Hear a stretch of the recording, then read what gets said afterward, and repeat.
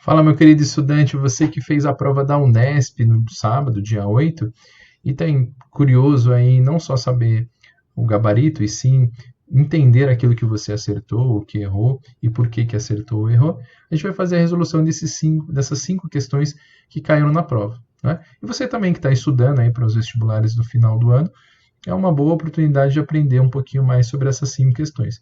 Os temas abordados foram a cinemática aqui, como você viu, vetorial, a gente vai estudar um pouquinho sobre vetores aqui. Caímos também uma questão sobre movimento circular, outra sobre refração, uma sobre um circuito elétrico e o efeito fotoelétrico. É importante você lembrar que o efeito fotoelétrico está aparecendo bastante nos vestibulares. Isso talvez seja uma sinalização para você de que os próximos vestibulares exigirão um conhecimento legal sobre isso. Então, é um tema em alta e fique atento para você não deixar de estudar essa parte. Né?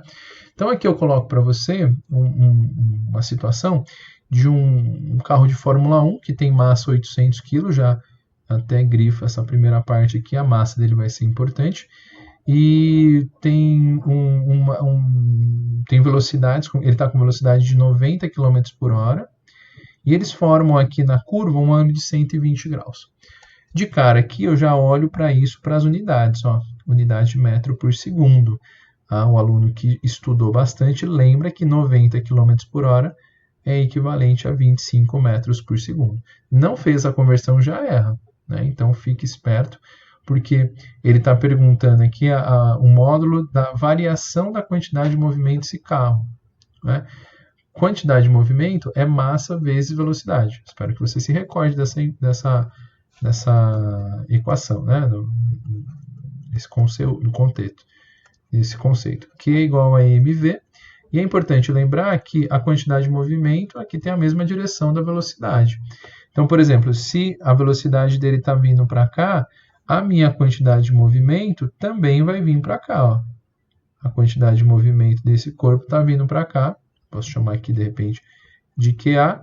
E a quantidade de movimento do carro depois é chamada de QB. Então, essas são mantendo o ângulo entre eles de 120 graus. Então, para a gente encontrar aqui, para a gente saber a variação da quantidade de movimento, a gente tem que achar a quantidade de movimento no início e no final. Então, vamos achar primeiro no início, que é a quantidade de movimento em A. Em A, ele tem uma massa de 800 vezes uma velocidade de 25.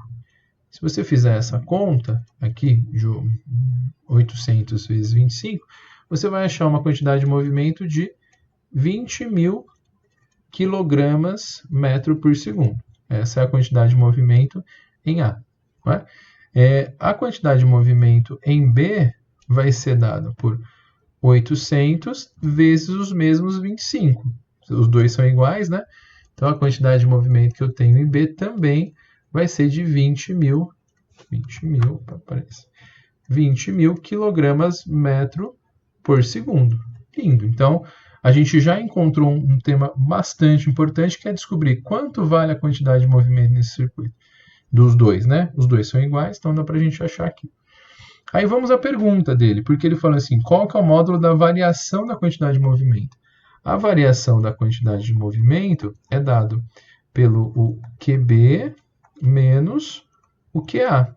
E aqui tem um problema, né? Porque se fosse só uma grandeza escalar, era só fazer um menos o outro, daria zero.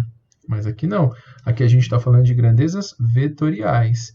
E a gente está acostumado a trabalhar quando quer fazer o vetor resultante ou a somatória dos vetores em trabalhar com mais e não com menos. E para a gente ter o ΔQ, tem que ter esse menos, que é a variação, né? Mas nada impede com que a gente possa escrever que esse ΔQ aqui é dado pelo vetor QB, que é o final, mais o menos o vetor QA. Isso não está incorreto, né? Eu continuo mantendo essa mesma relação aqui vetorial. O que eu vou ter que fazer? Eu vou ter que pegar esse vetor e inverter. Porque aqui eu vou ter que pegar o vetor QB e somar ao vetor menos QA para encontrar essa mesma relação. E a gente consegue fazer isso. Vamos fazer, ó. Vamos começar aqui, vamos pegar nesse pontinho aqui, ó. esse vetor, aqui, vamos falar que esse vetor, sem as proporções, tá? Não estou sendo muito, eu não tenho um ângulo aqui de 120, eu só estou fazendo uma representação aproximada aqui do vetor QB. Vou marcar esse vetor QB aqui. O vetor menos QA vai ser exatamente esse vetor, só que com o sentido oposto. Então, eu vou pegar o vetor menos QA e vou fazer... Opa, deixa eu fazer ele carregue aqui, é melhor. Então, eu vou fazer esse vetor menos QA aqui, ó. Pronto. Quando eu tenho esse vetor aqui, ó, o vetor menos QA, eu já encontrei aqui o que eu precisava. Porque eu tenho esses dois vetores e eu tenho entre eles um ângulo, aqui, opa, um ângulo de 120 graus.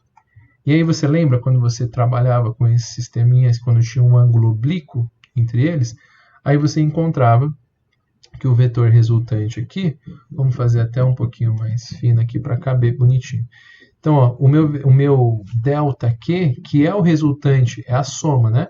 O meu ΔQ é o que eu estou procurando. O meu ΔQ ao quadrado é igual ao meu QA ao quadrado, mais o meu QB ao quadrado, mais 2 vezes QA, vezes o QB, vezes o cosseno aí do ângulo entre eles. Cosseno de 120 graus. Então, esse ΔQ ao quadrado vai ser, os valores que a gente tem é de 20.000 ao quadrado, mais 20.000 ao quadrado. Aqui você vai ver que vai ser 2 vezes 20.000, vezes 20.000, vezes menos meio. Menos meio aqui. O que é muito bom para a gente, sabe por quê? Porque o 2 daqui corta com o 2 daqui. E aí vai ficar 20.000 vezes 20.000 vezes menos 1. E olha que beleza que vai aparecer para a gente. Vai aparecer que o ΔQ ao quadrado é o 20.000 ao quadrado mais os 20.000 ao quadrado menos 20.000 ao quadrado. E olha que beleza, né? Porque daí, quando eu vejo isso, 20.000 ao quadrado menos 20.000 ao quadrado é zero. Ou seja, o meu ΔQ aqui ao quadrado dá 20.000 ao quadrado.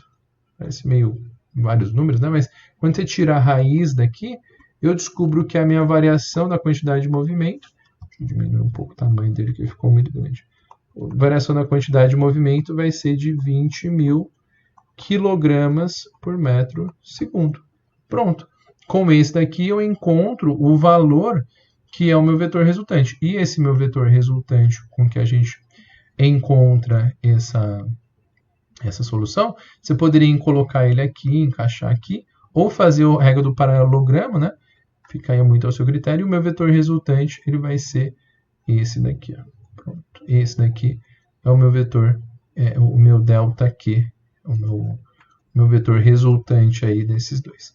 Então, com esse resultado aqui de 20.000 kg por metro por segundo, você chega na alternativa E e acerta a primeira questão aí da nossa prova da Unesp, né? Então, bela questão aí para a gente começar bem essa prova e cuidado com essa questão do menos, né? A questão do menos aí, essas relações de regra do paralelogramo, regra do poligonal, você precisa ter a soma, né? Mas aí não tem problema ser menos, basta a gente fazer mais com menos que a gente vai encontrar essa resposta na alternativa E, beleza? Primeira questãozinha hoje, aguardem essa que nós vamos fazer todas as questões aí se vocês tiverem dúvida para a prova da Unesp de 2021, segunda fase, beleza? Isso aí, mais uma questãozinha para a gente feita aqui nessa prova.